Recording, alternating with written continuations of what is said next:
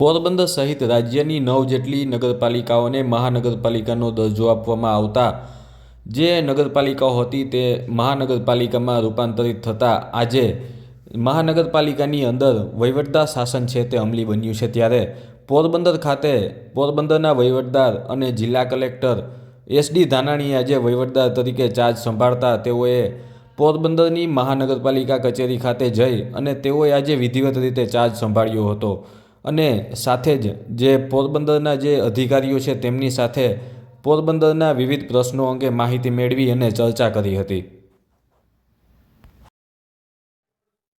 ગુજરાત સરકારશ્રીના તારીખ 1/1/2025 જાહેરનામાથી પોરબંદર છાયા મ્યુનિસિપલ વિસ્તાર અને તેની પાસે આવેલા 4 ગામ રતનપર, જાવર, વનાણા અને દિગ્વિજયગઢ આખો એક લાર્જર અર્બન એરિયા ડિક્લેર કરી તેને પોરબંદર મહાનગરપાલિકા જાહેર કરેલી છે।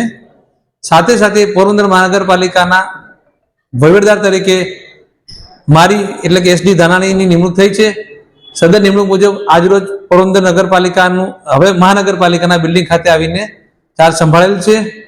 સરકારશ્રી દ્વારા પોરબંદર મહાનગરપાલિકાના કમિશનર તરીકે શ્રી પ્રજાપતિ સાહેબની નિમણૂક થઈ છે। તેઓને પણ સાથે વાત કરી છે અને એમને છૂટા કરવા માટે કલેક્ટરશ્રીને વિનંતી કરી છે। તેઓ પણ આવતીકાલે હાજર થઈ જશે।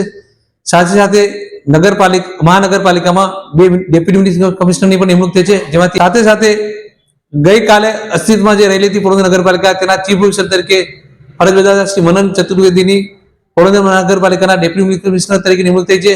તે ઓલરેડી ચાર્જ સંભાળી લીધેલો છે। સાથે અન્ય એક અધિકારી શ્રી એચવી પટેલની પણ ડેપ્યુટી મ્યુનિસિપલ કમિશનર તરીકે નિમણૂક થઈ છે, જેઓ હાલ નાયબ જિલ્લા ચૂંટણી અધિકારીની પોસ્ટ પર હોય તેઓ 5 તારીખ પછી છૂટા થશે અને 6મી તારીખે અહીંથી ચાર્જ સંભાળશે। આજની અમારી મિટિંગનો મુખ્ય એજન્ડા પોરબંદર મહાનગરપાલિકાની પ્રાથમિક જે જરૂરિયાતો છે તેની ચર્ચા કરી। પોરબંદર નગરપાલિકાની સિવાયના જે નવા 4 ગામો ભળ્યા છે તેમાં પણ એનો વ્યાપ વધે, સાથે સાથે મહેકમ લોકોની અન્ય સુવિધાઓ, નાણાકીય આયોજન તે બાબતની પણ પ્રાથમિક ચર્ચા થયેલી છે।